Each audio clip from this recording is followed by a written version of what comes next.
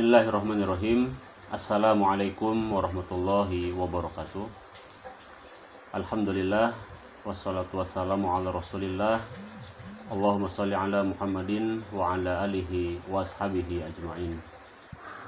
Qala Allah ta'ala fi kitabihil karim, a'udzu billahi minasyaitonir rajim. Bismillahirrahmanirrahim.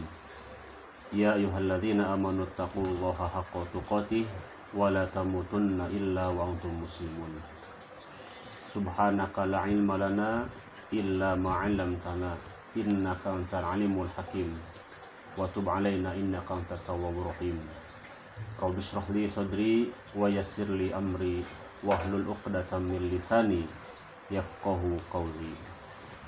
Sahabat Basyirah yang dimuliakan Allah, alhamdulillah kita berjumpa melalui Basyirah ini.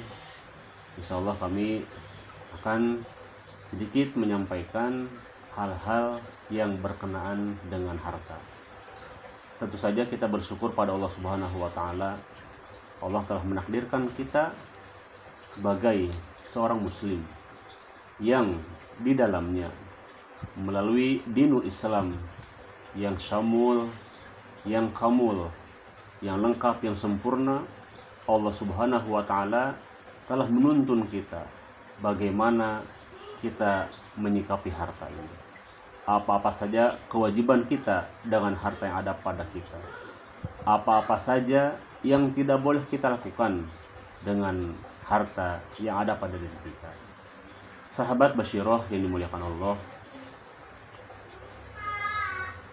Islam yang rujukan utamanya adalah Al-Quran dan Al-Hadis tidak lepas mengajarkan kepada kita bagaimana kita harus senantiasa bekerja dan memperoleh harta kekayaan. Baik harta itu kita gunakan untuk kepentingan melanjutkan hidup kita maupun sebagai sarana dalam menjalankan perintah Allah Subhanahu wa taala.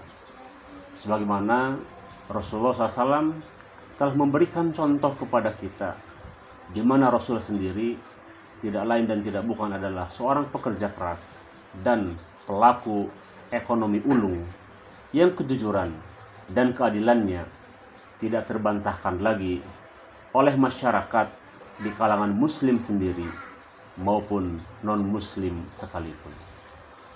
Sahabat Basyirah yang dimuliakan Allah, harta memiliki kedudukan yang sangat penting dalam Islam, dan seyogyanya hal ini menjadi perhatian kita semuanya.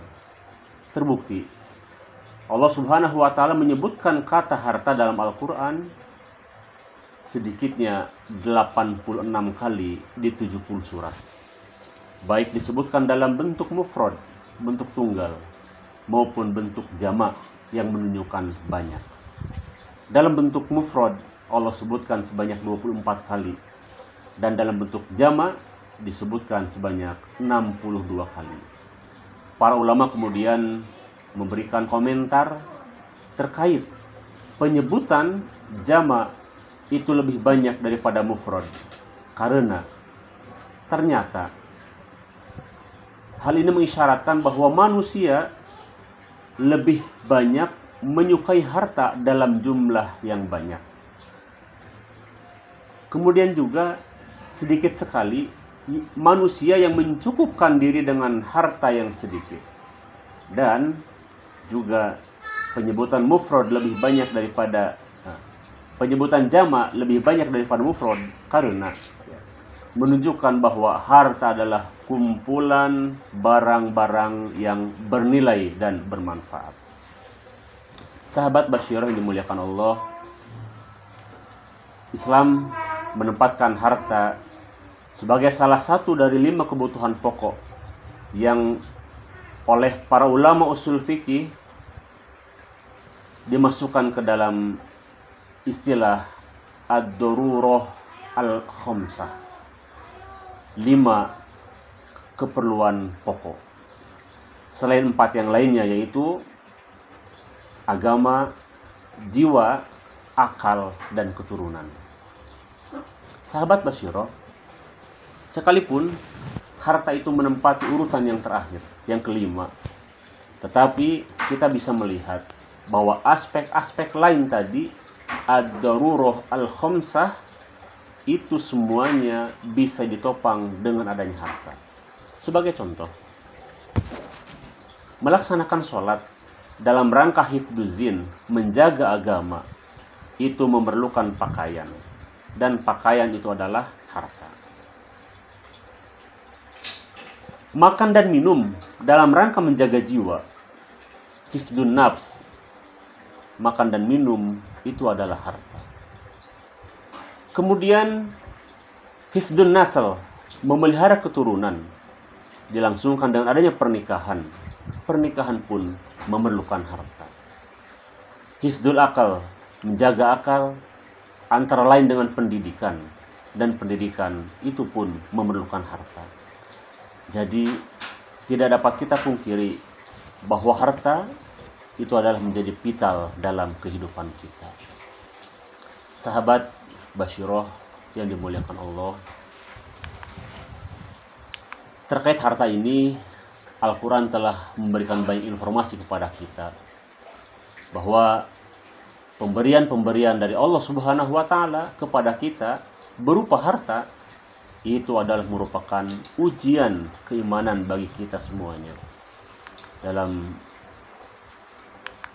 surat Al-Anfal ayat 28, Allah Subhanahu wa Ta'ala berfirman, Bismillahirrahmanirrahim, wa'lamu annama amwalukum wa auladukum fitnah wa anallaha indahu ajrun azim.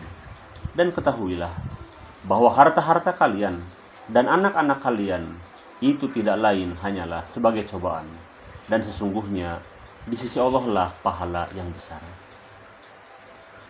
Akibat harta, manusia dapat mendapatkan pahala yang besar, tetapi sebaliknya akibat harta pula tidak sedikit manusia yang kemudian terjerumus ke dalam neraka jahanam. Nauzubillah min dzalik.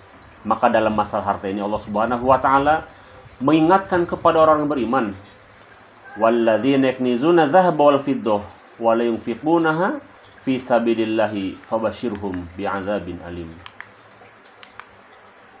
Itu di surat At-Taubah ayat 34. Dan orang-orang yang menyimpan emas dan perak dan tidak menafkahkan pada jalan Allah, maka beritahukanlah kepada mereka bahwa mereka akan mendapatkan siksa yang pedih. Sahabat Bashiroh yang dimuliakan Allah, terkait harta ini pula, dalam hal harta yang dikeluarkan, kita dituntun oleh Rasulullah SAW dengan harta ini kita keluarkan, baik berupa zakat, infak, sedekah, atau wakaf. Rasul mewanti-wanti kepada kita, jangan kita beranggapan bahwa harta yang kita keluarkan akan menjadi habis lalu jatuh miskin. Tidak. Bahkan harta yang kita keluarkan akan mendatangkan keberkahan. Harta akan bertambah dan Allah Subhanahu wa Ta'ala akan memberikan kelapangan kepada kita. Sahabat Bashiroh, sebagai penutup kami sampaikan bahwa pengamalan dari harta ini tidak lepas dari kehidupan berjamaah dan berimamah. Adanya khalifah dalam mengatur urusan maliyah menjadi sangat penting demi tegaknya dinullah dan jihad fisabilillah.